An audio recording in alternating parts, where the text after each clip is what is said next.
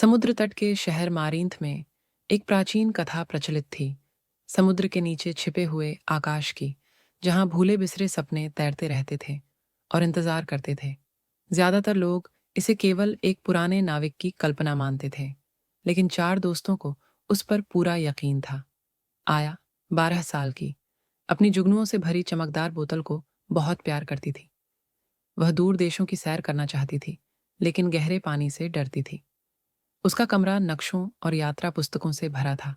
हर पन्ना एक वादा था, किनारे से परे इंतजार करती हुई रोमांचक यात्राओं का।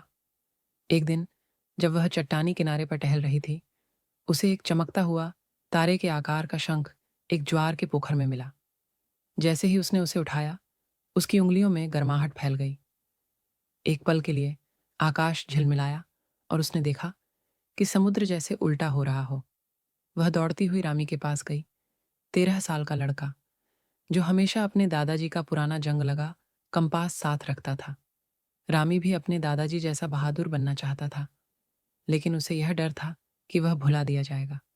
जैसे ही शंख पास आया, कंपास जोरों से घूमने लगा, जैसे किसी अदृश्य तारे की ओर खींच रहा हो। इसके बाद वे नूरा के पास गए, 11 साल की एक शांत और कल्पनाशील कलाकार। उसकी सबसे प्यारी चीज थी उसका सपना स्केचबुक, जिसमें उड़ती हुई व्हेल, तैरते हुए द्वीप और अनोखे जीव होते थे जिन्हें कोई और नहीं देख सकता था।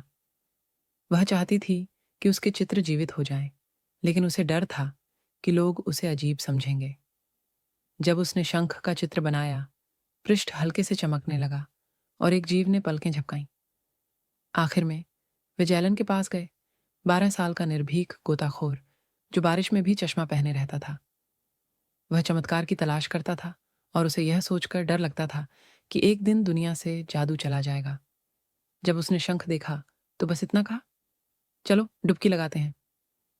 उस रात चांदी जैसी चांदनी के नीचे वे नाव में सवार होकर समुद्र में उतरे। आया ने शंख को पानी में छोड़ दिया और समुद्र एक कहानी की किताब की तरह मुड़ गया। वे नीचे की ओर तैरने लगे, एक चमकते हुए आकाश की ओर। मूंगे के बादल तैरते हुए गुजरे, तारे जैसे चमकते सितारे। सपने, कुछ टूटे हुए, कुछ चमकते हुए, चारों ओर बह रहे थे। उस स्वप्न आकाश के केंद्र में एक बड़ी सी दरार थी, जिससे सुनहरी रोशनी टपक रही थी।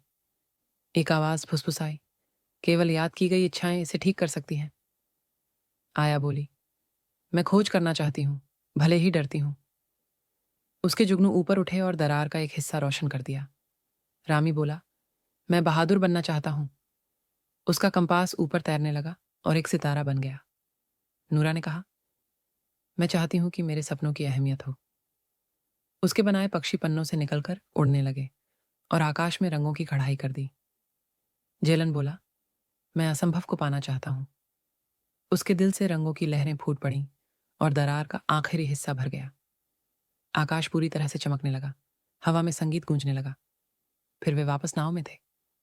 शंख अब भी उनके पास तैर रहा था, अब मध्यम पर गर्म। वे बदल कर लौटे। आया ने दुनिया की सैर की, रामी ने बहादुरी की कहानियां लिखीं, नूरा की कला लोगों को चकित करती रही।